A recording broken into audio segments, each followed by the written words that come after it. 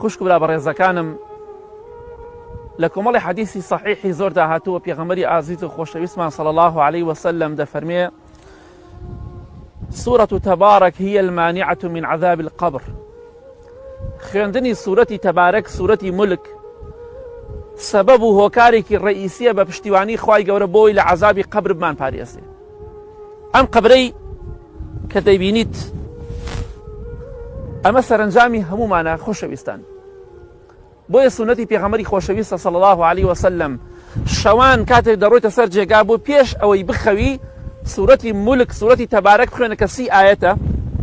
ئینشاڵڵا بە پشتیوانی خوا کاتێک کە دەمری هۆکارێکی سەرەکیە بۆی کە لە عەزابی خوا تەئەمین بی.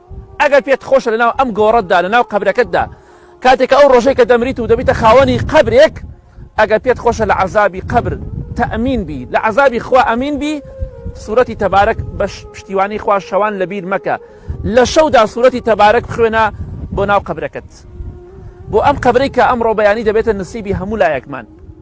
جا ئینشاڵڵا ئەو سونەتە گەورە لەبیر مەکەن هیچ شەوێک بەبێ سورەتی تەبارەک مەخەون.